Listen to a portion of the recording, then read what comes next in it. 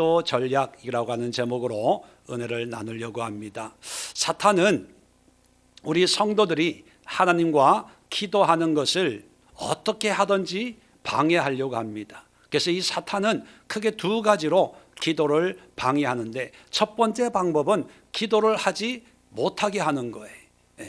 바쁘게 한다든지, 잊어먹게 한다든지, 피곤하게 한다든지, 아프게 한다든지 여러 가지 방법을 통해서 기도를 하지 못하게 방해를 합니다. 두 번째 방법은 뭐냐면, 기도를 못하게 하는 게 아니라 기도를 하게끔 합니다. 그러나 잘못된 기도 방법을 사용하도록 미혹시키는 그런 전략을 사용을 합니다. 그래서 마귀는 기도를 방해하다가 그래도 기도하겠다고 하는 사람들을 그냥 놔둬서 기도하도록 시켜요. 내버려둬요. 그런데 기도는 하지만 잘못된 기도 응답, 잘못된 기도 방법으로 미혹시켜서 결국은 기도의 참된 의미, 참된 가치를 맛보지 못하도록 하는 그런 방법을 사용한다는 거죠. 그래서 오늘은 사탄의 기도 전략, 기도하도록 하긴 하는데 이 기도가 참된 기도가 되지 못하게 하는 마귀의 그 전략을 함께 분석해보고, 이 마귀의 전략을 우리가 어떻게 격파하고 진정한 기도, 하나님이 원하시는 그런 기도의 관계를 만들어 가는 그런 신앙을 가져갈 수 있을까 함께 고민해 보도록 하겠습니다. 먼저 우리가 너무나 잘 아는 성경 말씀이 마태복음 6장 33절 이 말씀이죠. 우리가 자연스럽게 암송하고 알고 또 설교도 많이 들었죠. 그런데 이 말씀이 어떤 의미로 전해져 오는 그런 말씀인지 그것을 알기 위해서는 우리는 항상 성경은 문맥을 통해서 앞뒤 전후의 관계를 통해서 이 본문을 이해해야 보다 더 바른 그런 성경적인 이해를 가질 수가 있는 것입니다. 이 33절의 이 말씀은 6장 5절 이하부터 나오는 그런 내용의 결론입니다. 6장 5절에는 또 너희는 기도할 때에 라고 하면서 기도하는 방법에 대해서 나오는 거예요.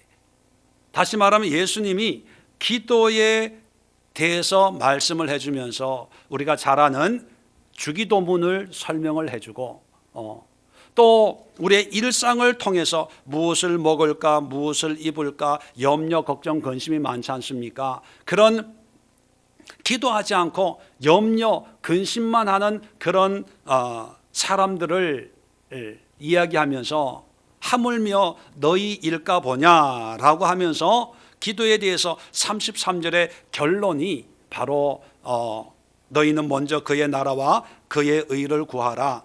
그래야면 이 모든 것을 너희에게 더하시리라. 이 말씀을 결론으로 마치는 것입니다. 그러면 여러분, 예수님이 기도에 대해서 설명을 하시는데 그 기도의 결론이 뭐냐면 그의 나라와 그의 의를 구해라. 그래야면 이 모든 것을 더해 주시겠다는 거예요.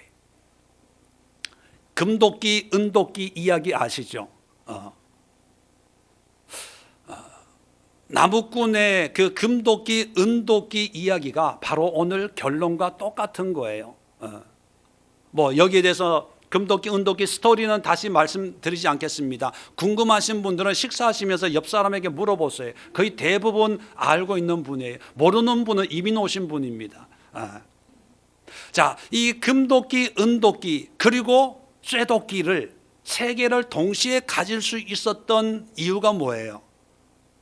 금도끼에 미혹되지 않고 은도끼에 미혹되지 않고 내 것 진짜에 집중하니까 산신령이 세 가지를 다 준 거예요.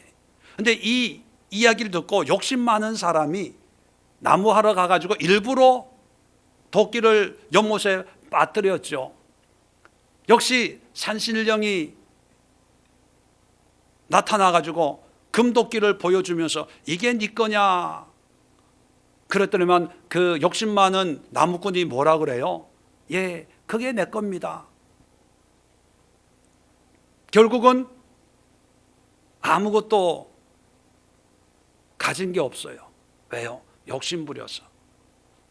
어떤 사람은 그러더라고요. 왜 이 사람이 아무것도 못 가졌냐? 이 사람 못 가진 이유가 도끼를 일부러 던졌는데 그 도끼가 산신령 머리에 맞아가지고 기분 나빠가지고 여러분, 우리가 기도할 때 응답이 우리에게 임할 때 우리는 그게 기도 응답이라고 믿어요. 또 하나님이 우리에게 뭔가 은혜를 줄 때 그것이 기도 응답이라고 여겨요. 그런데 문제는 뭐냐면 그런 기도 생활을 통해서 문제라는 게 늘 반복되는 거 아닙니까? 그래서 사람들은 이렇게 생각합니다. 문제가 생기면 기도하면 돼. 그래서 문제 해결 받아요. 그러면 응답 받은 거야. 할렐루야, 아멘. 그리고 또 살다가 문제가 생기면 뭐 하면 돼? 기도하면 돼. 그리고 응답 받아요. 할렐루야, 감사하고 감사 헌금하고 하나님 너무 감사해, 좋아요, 뭐 이러고. 그러다 보니까 이 기도라는 게 뭐냐 하면 문제 해결을 위한 어떤 수단이나 방법 정도라고 생각을 합니다. 또 어떤 사람들은 마음이 답답하니까 불안하니까 그러면 기도해. 하나님 나에게 평강을 주세요. 기도하니까 평강이 임해. 하나님이 나에게 응답하셨나 보다. 감사합니다. 염려, 걱정, 근심이 있을 때 기도합니다. 또 염려, 걱정, 근심이 없으면 기도 안 해요. 그러다 보니까 기도가 뭐냐? 하나님의 위로, 하나님의 은혜를 누리는 하나의 수단이자 방법 정도라고 생각합니다. 그런데요, 이게 마귀가 쓰는 전략이에요. 마귀가 그 나무꾼 이야기처럼 금도끼에 만족하게 하고 은도끼에 만족하게 만들어 버려요. 그래서 마귀가 우리에게 문제 하나 해결받고 기쁘고 감사하게 사는 거에 대해서는 눈 하나 깜짝 안 해요. 마귀가 우리가 기도해서 하나님의 위로가 임해서 하나님 염려 걱정했는데 하나님이 나에게 위로해 주시니 감사합니다. 이제 내 삶은 하나님이 지켜주신다는 것을 나는 이제 믿습니다. 이제 편안해졌습니다 라고 깨닫는 거에 눈 하나 깜짝 안 하는 거예요.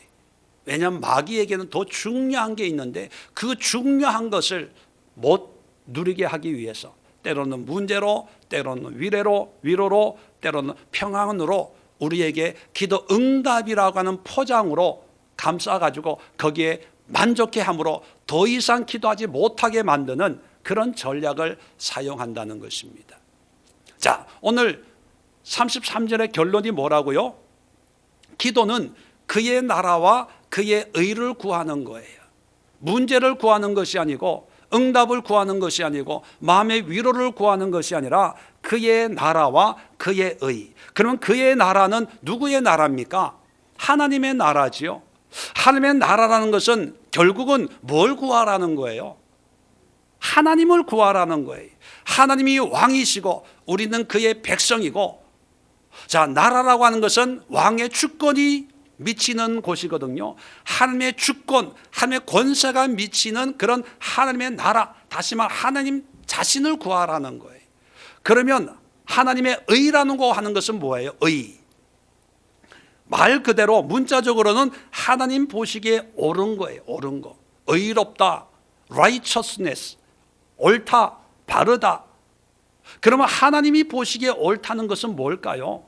우리가 공자 맹자처럼 선하고 바르고 착하게 그렇게 살면 하나님이 의롭다고 인정하십니까? 아니에요.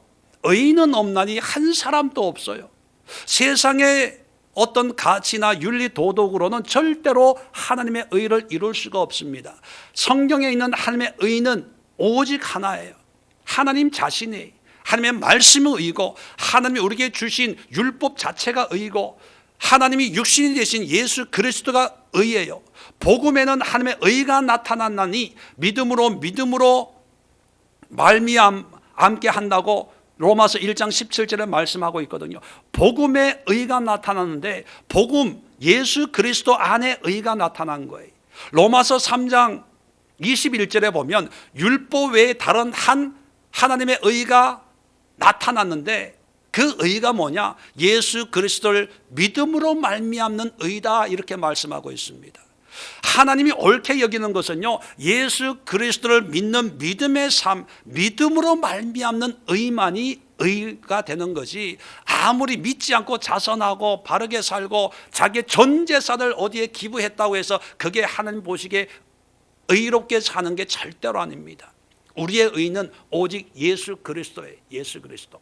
다시 말하면 기도를 통해서 우리가 구해야 될 것은 뭐를 구해야 됩니까? 하나님과 예수 그리스도만을 구해야 된다는 거예요. 믿으시는 분만 아멘. 지금까지 이렇게 기도했던 분만 아멘. 제가 이 말씀을 구약 성경을 한번 찾아서 그 말씀과 신약의 말씀과 이게 얼마나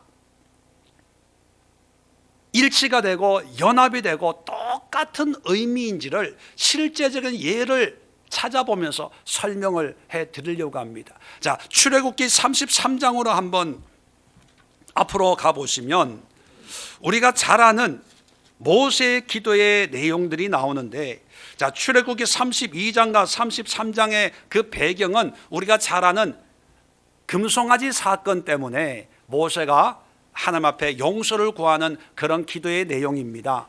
금송아지 사건 잘 아시죠? 우상을 만들어서 하나님의 진노가 임하는데 이 진노를 해결하기 위해서 모세가 기도를 합니다. 자, 32장 32절에 보면 모세가 이런 기도를 하죠. 이제 그들의 죄를 사하시옵소서. 그렇지 아니하시오면 원하건대 주께서 기록하신 책에서 내 이름을 지워버려 주옵소서. 이들을 용서하지 않으면 나도 지옥 보내주세요, 이렇게 얘기하는 거예요. 나는 구원 안 받아도 좋으니 이들을 용서해 주세요, 그렇게 자기의 영혼을, 자기의 구원을 담보로 하고 하나님 앞에 간절히 기도하는 그런 내용이 나옵니다. 참 멋있지요. 자, 이런 기도의 사람 모세의 기도에 하나님이 응답하시는 거예요. 자, 34절에 보면 이제 가서 내가 내게 말한 곳으로 백성을 인도하라. 내 사자가 내 앞에서 가리라. 처음에는 하나님이 다 죽여버리겠다, 멸망시키겠다, 너를 통해서 새롭게 큰 민족을 이루어서 뭔가 해보겠다, 뭐 이런 마음을 가지고 우상 숭배에 빠져 있는 이 이스라엘 백성들을 용서치 않겠다고 하시는데, 모세는 그런 하나님의 진노를 풀어주는 거예요. 용서해 주세요 했더니만 하나님이 용서해 주겠다는 거죠. 그래서 이제 인도해 가라, 가나안 땅에 들어가라는 거예요. 가나안을 향해서 가라는 거예요. 거기서 한술 더 떠가지고 내 사자가 내 앞서 가리라. 사자, 길잡이까지, 인도자까지 보내서 인도해 주겠다는 거죠. 용서하겠다는 거예요, 안 하겠다는 거예요? 용서하겠다는 거예요. 가나안 땅으로 인도하겠다는 겁니다. 33장 1절도 보세요. 여호와께서 모세에게 이르시되 너는 내가 애굽 땅에서 인도하여 낸 백성과 함께 여기를 떠나서 내가 아브라함과 이삭과 야곱에게 맹세하여 내 자손에게 주기로 한 그 땅으로 올라가라. 2절입니다. 내가 사자를 너보다 앞서 보내어 가나안 사람 뭐 이런 사람을 2절에 쫓아내고 너를 적과 꿀이 흐르는 땅에 이르게 하려니와. 다 이방 민족을 다 쫓아내고 적과 꿀이 흐르는 가나안 땅으로 인도해 드리겠다는 거예요. 기도 응답 받은 거예요, 안 받은 거예요? 네, 기도 응답 받은 거예요. 해결된 거예요. 자, 그렇다면 보통 사람들은 여기서 응답 받았기 때문에 기도 더 해요, 계속 기도해요? 이제 응답 받았으니까 이제 여기서 기도 이제 그치는 거예요. 왜? 응답 받았다는 거예요. 해결됐다는 거예요. 용서받았다는 거예요. 그런데 모세는 기도 자리에서 일어나지 않아요. 계속 기도해요. 왜 그러냐 하면 기도는 문제 해결을 위해서 기도하는 게 아니기 때문입니다. 마귀는 우리에게 기도하겠다고 하면 기도를 시켜요. 그러다가 문제 해결을 줍니다. 그러면 기도하는 사람이 해결받았기 때문에 이제 기도 안 해도 돼. 그리고 자리에서 일어나요. 그래서 기도를 못하게 하는 방법도 있고, 두 번째는 기도 응답받게 하는 거예요. 응답받게. 여러분, 지금까지 우리가 기도 생활을 했지만 아마 혼동이 생길 분도 있어요. 왜? 기도 응답받으려고 기도하는 거 아니야? 근데 여러분, 기도는요, 응답받기 위해 하는 게 기도가 아닙니다. 그런데 마귀는 응답받았으니까 너 더 이상 기도 안 해도 돼. 작전 기도 안 해도 돼. 금식 안 해도 돼. 그렇게 부추겨요. 그래서 이 응답을 통해서 기도를 더 이상 못하게 하는 것이 마귀의 전략이에요. 그러면 지금까지 우리가 기도 생활은 어땠어요? 문제가 생기면 기도해요. 뭐 받기 위해서? 응답받기 위해서. 응답받으면 응답받았다고 이제 기도를 안 하는 거예요. 자, 그러다 또 문제가 생겨요. 그럼 뭐 해요? 기도해요. 자, 기도는 언제까지 기도하는 거예요? 응답받을 때까지. 응답받았어요. 이제는 간증하는 거예요. 이런 문제가 있었는데 이렇게 기도했더니만 하나님이 이렇게 응답해 주셨습니다. 하나님 찬양합니다. 영광 돌립니다. 여러분들도 이렇게 기도했어요. 기도해 보세요. 하나님이 응답해 주십니다. 자, 이렇게 되면 어떤 현상이 일어나냐 하면, 문제가 생기면 기도하고, 문제가 없으면 기도 안 하고, 또 기도하다가 하나님의 응답이 있으면 기도 안 하고. 자, 그러다 보니까 어떤 현상이 일어나냐 하면, 기도는 하는데 하나님의 이름으로 기도하지만 우리의 관심은 늘 어디에 있어요? 우리의 현실에 있는 거예요. 내 문제가 해결되나 안 되나, 거기에 매여 있는 거예요.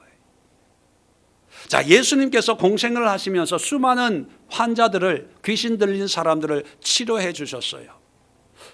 병든 사람들이 예수님이 오신다는 얘기를 듣고 가서 예수님 나를 고쳐주세요 했을 때 예수님이 고쳐주셨어요.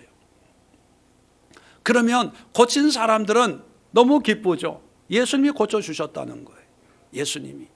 그래서 옆집에 똑같은 그런 환자가 있으면 뭐라고 얘기합니까? 예수님한테 가봐. 예수님이 고쳐주셔. 해결해 주셔. 우리는 그렇게 생각을 해요.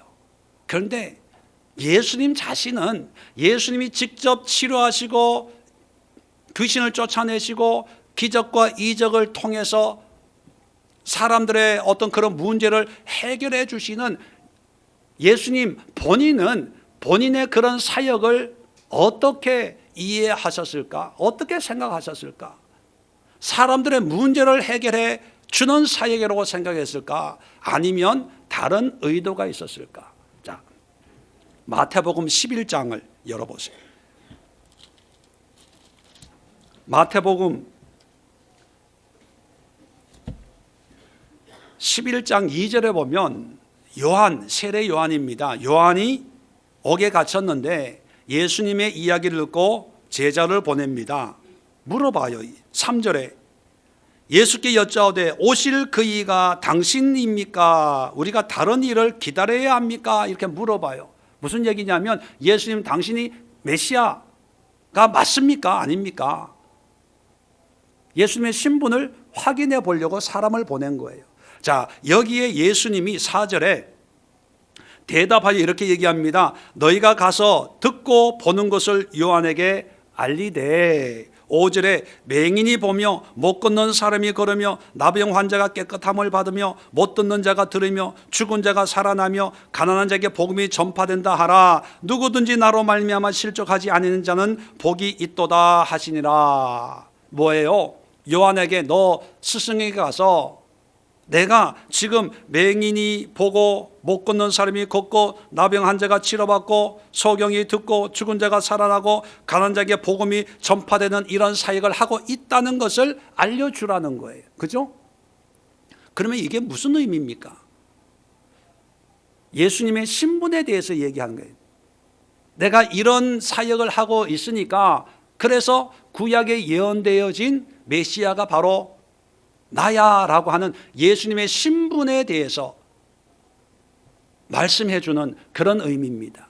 이게 뭐냐면 예수님이 병 고치고 사람들의 어떤 문제를 해결해 준 것은 그 사람들의 기도에, 요구에 응답해 주는 것이 아니라 그런 기적과 이적과 신유를 통해서 예수님이 누구인가를 보여주는 거예요.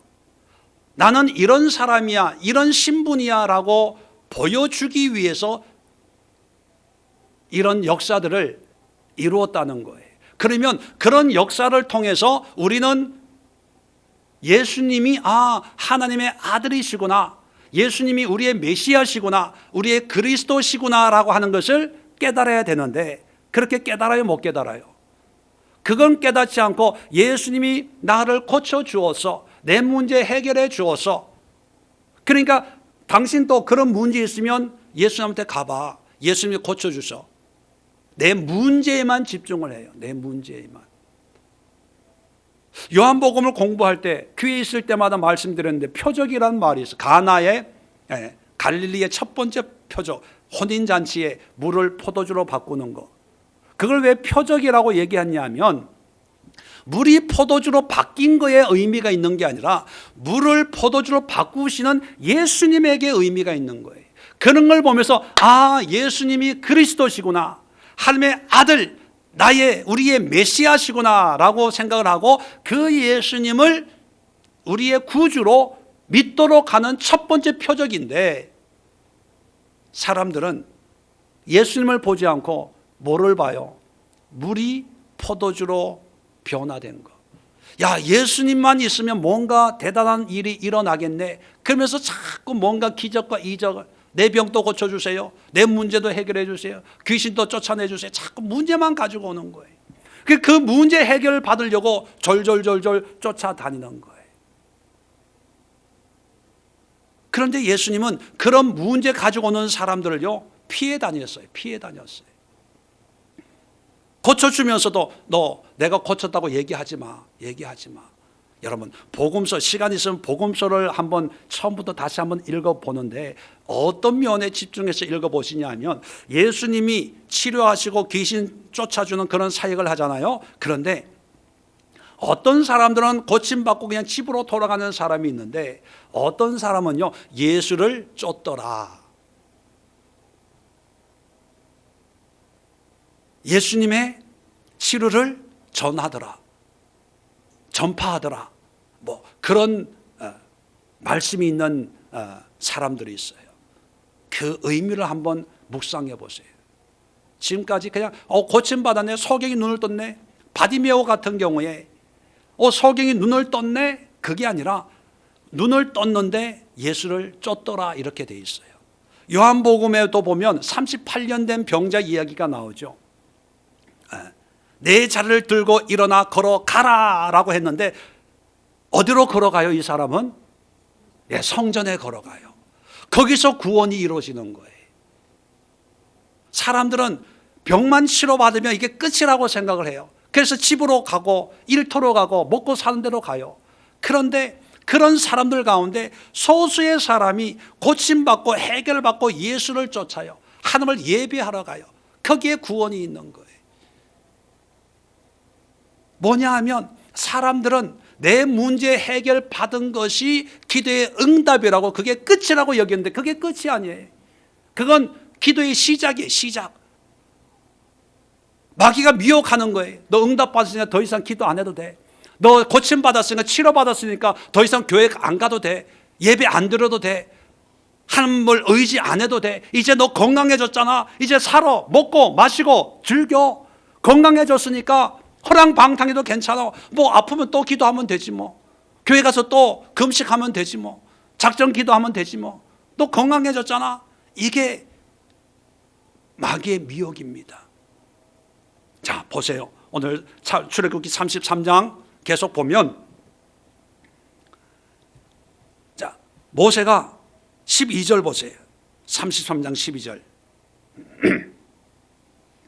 모세가 여호와께 아뢰되 보시옵소서, 주께서 내게 이 백성을 인도하여 올라가라 하시면서 나와 함께 보낼 자를 내게 지시하지 아니하시나이다. 이 얘기가 뭐냐면, 아까 이 33장 2절에 내가 사자를 너보다 앞서 보내겠다고 했거든요. 사자를 보내겠다고 했는데 모세는 그 말을 받아가지고 나와 함께 보낼 자를 내게 지시하지 아니했다는 거예요. 무슨 얘기냐면 분명히 그 사자가 누군지 알려달라는 거예요. 지시해달라는 거예요. 주께서 전에 말씀하시기를 나는 이름으로 너를 알고 너도 내 앞에 은총을 입었다 하셨사온즉 하면서 13절에 이 족속을 주의 백성으로 여기소서 이렇게 기도합니다. 자, 이 기도를 듣고 14절에 또 하나님이 응답을 하세요. 뭐라고 얘기하냐면 여호와께서 이르시되 내가 친히 가리라 내가 너를 쉬게 하리라. 자, 하나님은 알아요. 모세가 처음에 하나님이 사자를 앞서 보내겠다고 했더니만 그 사자를 내게 지시하지 않았잖아요. 나로 알게 하소서 이렇게 기도해요. 그러니까 모세는 뭐냐면 사자가 필요하지 않고 하나님이 직접 나서세요 이렇게 기도하는 거예요. 13절에 보면 내게 주를 알리시고 주의 길을 내게 보이시고, 모세가 구하는 것은 뭐냐면 하나님이 직접 나서 달라는 거예요. 사자 필요 없고 그 기도를 들으시고 그래 그럼 내가 직접 나가서 내가 친히 가겠다. 그리고 내가 너를 쉬게 하겠다. 쉼을 주겠다는, 편안하게 해주겠다는, 더 이상 염려 걱정하지 않고 그냥 편안하게 해주겠다는 거예요. 응답 받은 거예요, 안 받은 거예요? 응답 받은 거죠. 그러면 보통 사람은 여기서 일어나요. 기도 끝. 문제 해결. 문제 해결됐고 하나님이 함께 가시고 그리고 나에게 평안하게 해주겠다고. 그러면 이제 다 됐다고 일어나요. 이게 마귀의 미혹입니다. 왜냐하면 기도는요, 나의 환경의 어떤 변화나 내 마음의 변화, 내 마음의 평강이 임한 것이 기도의 목적이 아니고 그것이 응답이 아닌데 마귀는 그것이 응답이라고 여겨요. 14절의 말씀을 좀 더 의미를 좀 부여해서 해석을 하면 어떤 의미냐면 내가 친히 가서 내가 너로 쉬게 하겠다는 거예요. 모세를 쉬게 하기 위해서 하나님이 친히 가시겠다는 거예요. 얼마나 큰 위안입니까? 위로입니까? 감사해요, 고마워요, 눈물 콧물 쏟으면서 하나님이 나를 이렇게 사랑하는 줄 예전에 미처 몰랐네. 그러면서 감동하면서 이제는 하나님이 나와 함께 하시고 하나님이 나를 쉬게 하겠대, 평강을 주시기로 하나님이 응답하셨어. 감사합니다. 예수님의 이름으로 기도합니다. 그게 보통 우리의 기도의 모습입니다. 그런데 모세는요 여기서 멈추지 않아요. 왜요? 이것이 기도의 응답이 아니기 때문입니다. 어떤 사람들은 그런 얘기를 하죠. 기도했는데 마음에 평강이 왔어. 편안해졌어.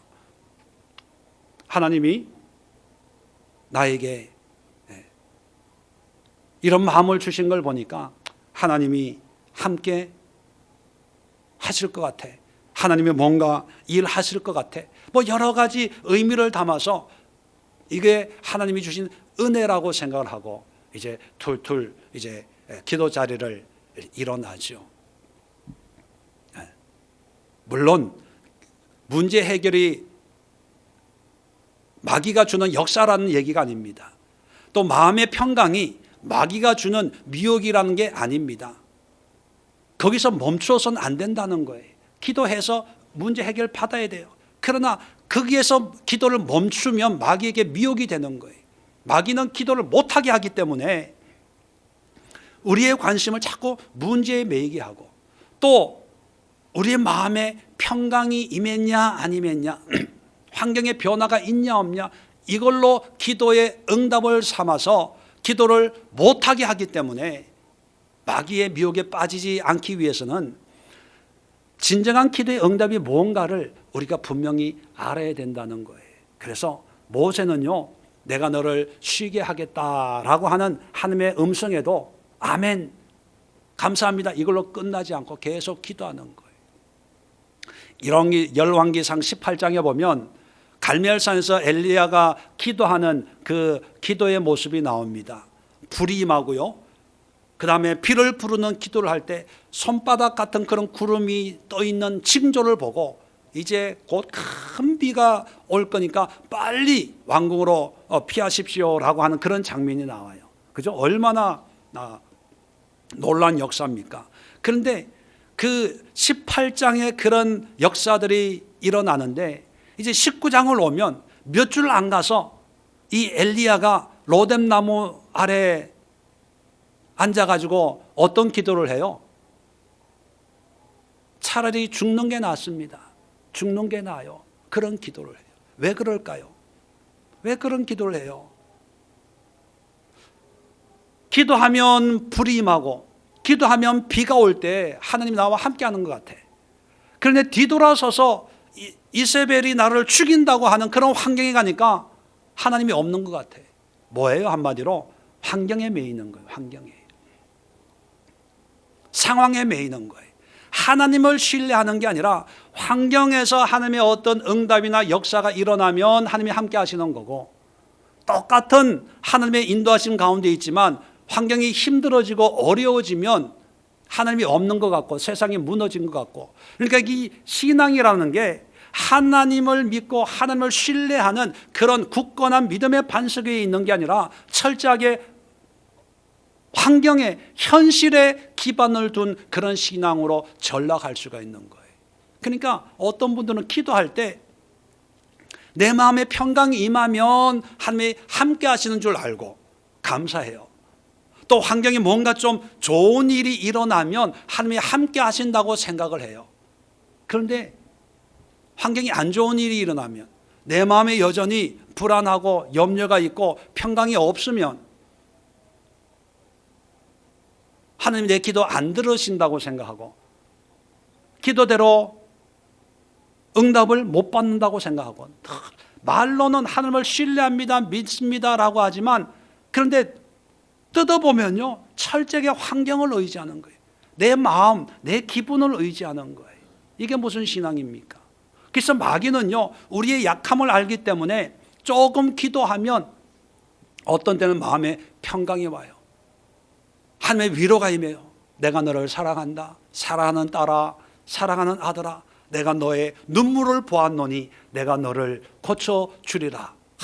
하나님 감사합니다. 눈물 콧물 이제는 됐어. 이제는 하나님이 하신대. 하나님이 고쳐주신대. 할렐루야 아멘. 그리고 이제는 간증하러 다녀. 간증하러. 그러면서 이제 응답 받았기 때문에 더 기도 안 해도 된다는 그런 착각에 빠뜨리고 말아요. 자, 좀 더 볼까요? 자, 18절 보세요. 모세가 또 기도하는 거예요. 여기 쉬게 하겠다는 거에도 이제 타협하네요. 자, 18절에 모세가 이르되 원하건대 주의 영광을 내게 보이소서.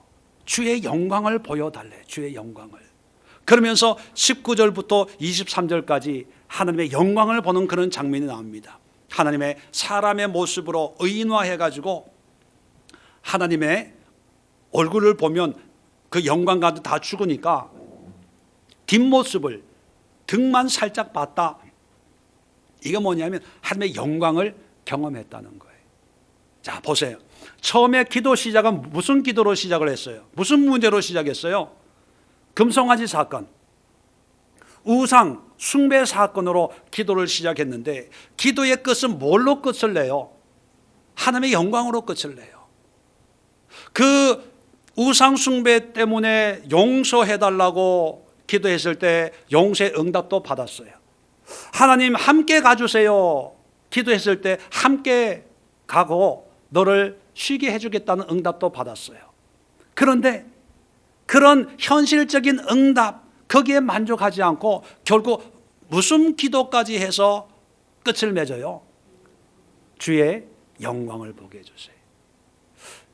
여러분 마태복음 6장 33절에 너희는 그의 나라와 그의 의를 구해라. 그러면 이 모든 것을 너희에게 더해 주시리라. 그의 나라 그의 의를 구하라는 의미가 바로 이거예요. 우리는 문제에 매여요. 너는 먼저 그 문제의 응답을 구해라. 그 문제의 해결책을 구해라. 병든 자는 고침을 구하고 돈 없는 자는 물질을 구하고 환경이 어려운 자는 환경의 형편을 구해라. 뭐 현실적인 문제를 먼저 구해요. 그리고 그 문제가 해결되면 이제 끝났다고 생각을 해요. 그러다 보니까 무슨 문제가 생깁니까?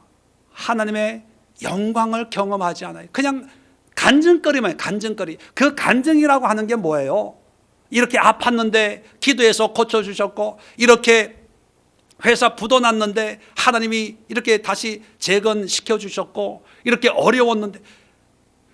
여러분, 제 개인적으로는요, 언젠가도 그런 말씀을 드렸지만, 저희 교회 간증자를 세운다면 저는 망하신 분, 쫄딱 망했는데도 믿음으로 살아가는 그런 분을 간증을 시키고 싶어요. 저는 뭐 이렇게 어려웠고 이렇게 잘 됐고 지금은 이렇게 하고 이런 사역을 하고 뭐 이렇게 뭐 하고 전도를 이렇게 많이 하고, 사실 저는 그런 분들 한 번도 채워본 적도 없고, 왜냐하면 물론 개개인적인 어떤 그런 하는가의 관계는 다 잘 이루어 갈 거예요. 그런데 다른 사람들에게, 교인들에게 메시지를 줄 때 저는 어떤 메시지를 전했으면 좋겠냐 하면, 자기가 이룬 그런 업적을 얘기하는 게 아니라 망했든지 흥했든지 주님만 바라봅니다. 주님 외에는 없습니다. 주님과 함께 내 삶에 가장 소중한 것은 예수님밖에 없습니다. 이것을 삶으로 고백하고 선포하고 그렇게 사는 사람.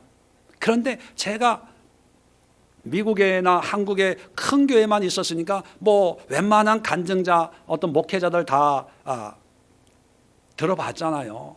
그런데 물론 그런 분들이 그런 설교를 하고 간증을 해요. 그런데 성도들이 그런 간증을 들을 때 예수님을 얘기해도 예수님이 귀에 들어오는 게 아니라 뭐가 들어와요? 복 받은 게 들어요. 복 받은 게. 그래서 물론 훌륭한 간증자들도 있어요. 그런데 그런 분들을 세웠다가는요, 또 나도 저렇게 기도하면 하나님이 복 줄까 봐 뭐 이런 것만 듣고 그 다음 날 새벽 기도 사람들이 많아져요. 부흥회 한 번 하면요, 목사님들이요 말에 권위가 있어요. 목사님 말에 권위가 있는 게 아니라 권위로 여겨주는 거예요. 성도들이 아주 순종 잘해요. 왜? 거기에 도전받았어. 그래서 야, 이래서는 안 되겠다. 아니 집회 마치고는 예수님만 바라보고 예수님만 생각하고 예수님 앞에 순종해야 되는데, 이게 또 우리 안에 있는 이 죄성이 작동이 돼가지고, 그래서 주여, 쫄딱 망한 분 어디 안 계시나요? 왜? 망한 분 간증한 망한 거는 아멘 잘 안 하잖아요. 그래도 예수님을 섬기고 병들고 깨지고 무너져도 예수로 살아가는 그런, 왜? 그게 진짜거든요. 그게 진짜거든요. 우리가 신앙생활하면서, 특별히 기도 생활하면서 나름대로 열심히 기도한다고 얘기합니다. 그리고 나름대로 응답 받았다고 얘기해요. 예, 응답은 받아요. 그런데 거기서 멈춰서는 안 되는 거예요. 더 나아가야 되는 거예요. 어디로? 하나님의 영광을, 하나님의 은혜를. 안타까운 게, 목회하면서 안타까운 게, 때로는 제 자신에게도 안타까운 게 뭐냐면, 환경의 편안함이 하나님의 은혜라고 생각을 해요. 요즘 교회 문제도 없고 뭐 싸우는 것도 없고 정말 편하잖아요. 그죠? 우리 교회 얼마나 편합니까? 아무 문제가 없어요. 그런데 요즘에 제 마음은 더 안타까워져요. 편하다 보니까 혹 여기에 매이는 게 아닐까? 이게 하나님의 은혜라고 여기는 게 아닐까? 제 스스로 그런 생각을 한 적이 있어요. 뭐냐면, 내가 목회를 잘 못하고 있구나, 그런 생각을 할 때가 있어요. 이게 아닌데, 이런 게 아닌데, 하나님 다시 한번 기회를 주시면 처음부터 다시 할 수는 없을까요? 우리 교회가 어때서 그런 게 아니라 제 자신에 대해서 그런.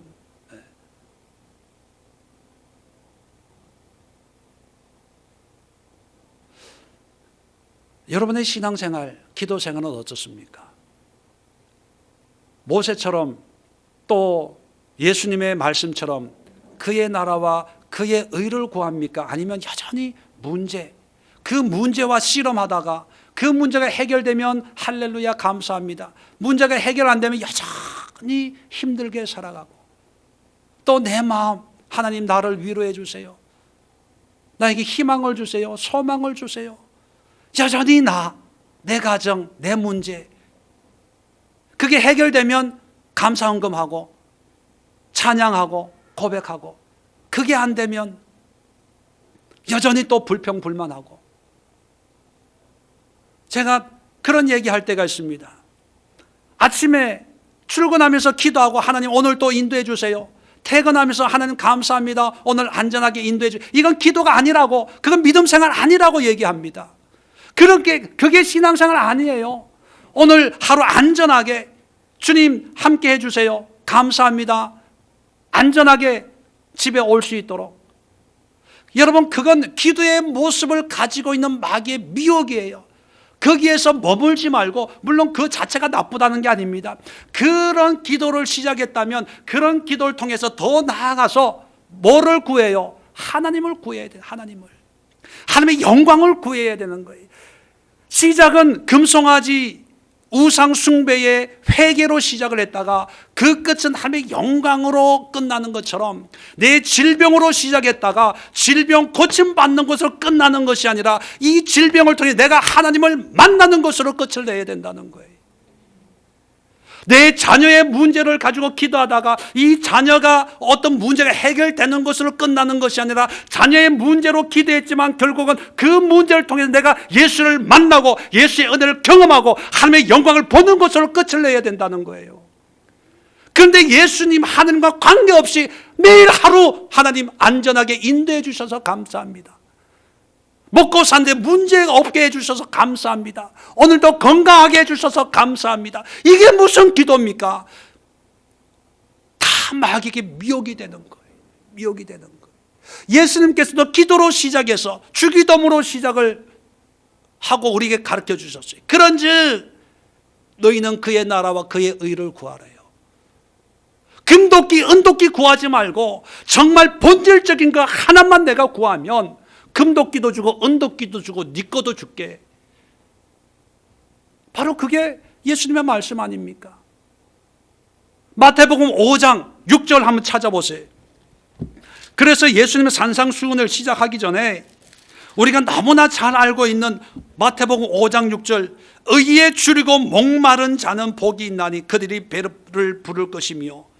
의에 줄이고, 이 의는 누구라고요? 뭐가 의라고요? 예수를 믿는, 예수님을 사모하는, 예수님을 갈급해하고 갈망하는 의에 줄이고 목말라야 된다는 거예요.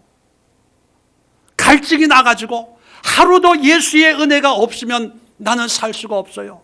한 끼도 예수의 은혜가 없으면 버틸 재간이 없어요. 여러분, 특히 남자분들 한 끼 굶으면 어때요? 집에 갔는데 아직 저녁 준비가 안 돼 있어. 그러면 웃어요, 열래요? 아내들이요, 어떻습니까? 남편들 한 끼만 안 먹어도 뭐 난리 나잖아요. 그런데 하나님의 은혜, 내 마음에, 내 생각에 예수가 없어졌어. 그게 10년 지나고 20년 지나고 30년 지나도 아무렇지도 않아. 왜? 내 몸은 교회 와 있으니까, 지금 예배 드리고 있으니까, 찬양 따라 부르고 있으니까 나는 구원받았고 믿음 생활 잘하고 있다고 착각하는 거예요. 이게 마귀의 미혹이에요. 마귀의 미혹. 여러분, 마귀가 예수 못 믿게 핍박하고 기도 못하게 방해하고 이렇게만 역사하는 게 아니라 교회 다녀, 신앙생활해. 그런데 너무 깊이 빠지지 마.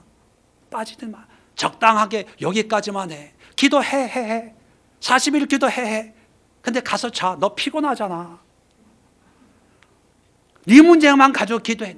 남 문제 신경 쓸 게 뭐가 있어? 네 문제가 네가 제일 불쌍해 우리 교회에서. 그러니까 네가 제일 가난해 내가 볼 때. 남 신경 쓰지 마. 남 신경 쓰지 마. 네 먹고 사는 거 걱정해. 내가 보니까 네가 제일 사는 게 힘들어. 네 가정 위해서 기도해. 그리고 몇 번 기도하고 응답 받았대요. 내가 응답해 줄게. 하나님이 이렇게 응답하신데 하나님의 역사를 안 막아요. 그러니까 응답 받았다고 그냥 벌떡벌떡 일어나는 거예요. 벌떡벌떡. 그러다 보니까 기도는 해요. 40일 기도 참석은 해요. 문제 가지고 기도는 해요. 근데 뭐가 없어요? 하나님의 영광이 없는 거예요. 영광이. 예수를 못 만나는 거예요. 예수를. 죽은 나사로가 살아나도요, 예수를 못 만났으면 어차피 죽어야 되는 거예요. 여러분, 죽었다가 살아나는 거 이게 이상한 거 아니에요? 큰일 아니에요? 병들어 암에서 고침받는 거 이건 아무것도 아니에요. 아무것도 아니에요. 1000명, 10,000명의 기도원 가서 기도해서 고침받았다고 해도요, 마귀는 눈 하나 깜짝 안 해요. 왜? 그게 일생의 간증이 되니까. 그 간증만 하다가 예수는 만나지 못하고 하나님은 만나지 못하고 자기 간증만 하다 돌아다니다 그렇게 죽어요. 은사 사역하는 목사님들이, 사역자들이 그 끝이 별로 안 좋은 분들이 많아요. 다 그런 건 아니지만 왜 그런지 아세요? 예수를 잊어먹어서 그래요. 하나님을 잊어먹어서 그래요. 언제부턴가 자기만 드러나고 간증을 통해서 대접받고 인정받다가 예수님을 놓쳐버리는 거예요. 우리는 의 대신 예수님에게 줄이고 배고파야 돼요. 비록 돈은 없고 몸은 아파도요, 하나님, 예수님이 나의 생수입니다. 예수님이 나의 영적인 만나입니다. 생명의 떡입니다. 빵입니다. 예수님이 나를 먹여주세요. 예수님이 나를 채워주세요. 예수님으로 갈급합니다. 그런 기도가 돼야 돼요. 그런 기도를 통해서 예수님을 만날 때 그게 응답이에요. 그게 기도의 종착역이에요. 자, 그래서 어떤 분이 그런 얘기를 합니다. 목사님, 회개 기도는 언제까지 해야 되는 거예요? 기도원 가도 회개하라, 뭐 부흥회도 회개하라, 또 40일 기도할 때도 회개하라. 아니, 옛날에 회개했는데, 옛날에 훔쳐먹었던 거, 콩소리 해먹고 뭐 해먹었던 거 다 회개했는데, 여러분 같으면 기억이 안 날 때까지 회개해야 됩니까? 기억을 안 나게 하는 게 죄에 대한 하나님의 은혜일까요? 기억 안 나게 하려면요, 그런 집회 안 가는 게 나아. 그런 집회 가면 자꾸 죄를 얘기하니까 옛날에 어릴 적부터 지은 죄가 자꾸 내적 치유 뭐 이런 거 하면요, 잊어먹었는데 자꾸 또 올려.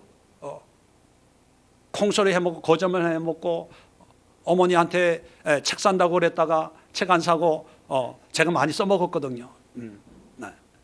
여러분, 회개 기도도 마찬가지.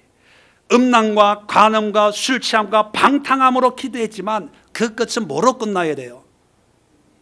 주의 영광으로 끝이 나야 돼요. 그럴 때 회개가 되는 거예요. 자, 그래서 주의 영광을 경험하고 하나님의 은혜를 경험하고 하나님의 임재를 체험하고 난 뒤에 그 다음에 또 회개하래 부흥 강사가. 그래서 마귀가 부추겨요. 너 옛날에 너 이런 죄 졌잖아. 그럴 때 사탄아 물러가라. 그 죄는 나도 알고 하나님도 아는 거야.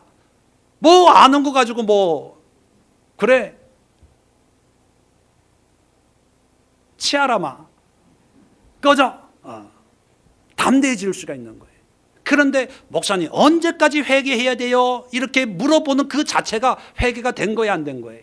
안 된 거예요. 안 됐다는 것은 죄에 대한 뉘우친 후회는 있지만 하나님을 못 만난 거예요. 하나님의 영광을 경험하지 못한 거예요. 그의 나라와 그의 의를 경험하지 못한 거예요. 모든 기도의 결론은 예수예요. 예수. 그 예수만 만나면 이제 우리는 모든 것으로부터 자유해. 왜? 모든 걸 더해 주시리라. 그래서 바울도 육신의 가시를 위해서 3번 기도했잖아요. 고침 달라고. 그런데 하나님이 안 고쳐주면서 내 능력이 약한 데서 온전하여짐이라 이 말씀 한마디 붙들고 이제 괜찮아, 나 병들어도 발작 일어나도 난 괜찮아. 그 육신의 가시, 사탄의 가시를 가지고도 복음을 전하는 거예요. 우리는 아유, 목사님 나는 돈도 없고요, 뭐도 없고요, 건강도 없고요, 뭐도 없고요. 다 핑계. 예수만 들어오면 가난해도 하나님의 일을 할 수 있고요, 병들어도 하나님의 일을 할 수 있고요, 아무것도 없어도 하나님 할 수가 있어요. 문제는 나 안에 예수가 없어서, 하나님이 없어서 그런 거예요. 어떤 분이 그래요. 목사님, 교회가 빨리 부흥이 돼가지고 하나님의 일을 하고, 저는 부흥되기가 겁나요. 왜? 교회가 커지면 큰 일을 해야 되니까. 근데 교회가 작으니까 할 수 있는 게 없으니까 우리가 할 수 있는 것만 하면 돼요. 그런 일을 하면서도 저는 늘 감사해요. 여러분도 기도를 통해서 하나님 앞에 나아가잖아요. 근데 그 기도의 문제 해결에 거기서 응답받았다고 일어나지 마세요. 더 가세요. 더 기도하다가 하나님이 내가 너와 함께하리라, 내가 의로운 손을 붙잡아 주리라, 불 가운데 물 가운데 지날 때도 물이 너를 침몰치 못할 것이며 불이 너를 사르지 못할 것이며 내가 너를 도우리라, 나의 의로운 오른손으로 너를 지켜주리라. 두려워하지 말라, 염려하지 말라, 걱정하지 말라. 그래도 이러지 마세요. 무슨 기도를 해야 됩니까? 하나님, 그런 위로 필요 없어요. 나는 하나님이 필요해요. 하나님의 영광을 보여주세요. 예수의 그 영광을 보여주세요. 십자가의 은혜를 보여주세요. 내가 그 주님이 십자가에 달려서 흐르는 물과 피를 내 손으로 적시게 해주세요. 거기에 빠져들게 해주세요. 그 십자가에 나도 함께 달리는 그런 은혜를 주세요. 금도 은도 필요 없습니다. 나에게 필요한 것은 오직 예수 그리스도, 주님 한 분밖에 없어요. 모세도 그랬잖아요. 사자를, 천사를 보내줄게 했더니만 천사 필요 없어요. 하나님이 직접 오세요. 그래서 하나님이 내가 너를 위로해 줄게. 위로 필요 없어요. 쉬는 것 필요 없어요. 하나님의 영광을 보여주세요. 이게 기도예요, 여러분. 믿으시면 아멘, 이해되시면 아멘. 지금까지 우리가 얼마나 하나님의 영광에 못 미치도록 조금 은혜 받았다고, 조금 응답 받았다고, 조금 환경이 달라졌다고, 내가 조금 죽었다가 살아났다고, 할렐루야 아멘. 마귀는 얼마나 기뻐 날뛰었을까요? 그리고 하나님은 얼마나 답답했을까요? 한 그릇만 더 오면 되는데, 하루만 더 기도하면 되는데, 한 시간만 더 기도하면 되는데, 1분만 더 나를 찾으면 되는데, 나를 의지하면 되는데. 성경을 보니까요, 시편이나 다 보면 여호와를 찾아라, 나를 구하라, 주의 얼굴을 구하면 이 땅을 고치리라, 하나님을 찾으라, 하나님을 찾으라, 여호와를 의지해라, 여호와의 얼굴을 구하라. 다 그런 말씀으로 되어 있더라고요. 문제 가지고 나오라는 얘기가 별로 없어요. 문제 가지고, 남편 문제 가지고 나오고, 아내 문제 가지고 나오고, 이사를 어느 쪽으로 갈까? 동남방으로 갈까요? 서북 쪽으로 갈까요? 어느 곳이 땅값이 오를까요? 어느 학군이 좋습니까? 이런 거 가지고 기도하라는 내용이 없어요. 모든 환경과 상황 여건 속에서 여호와를 찾으라, 여호와를. 먼저 그의 나라와 그의 의를 구하라고 얘기하고 있습니다. 2020년 우리의 기도 생활이 바뀌기를 바랍니다.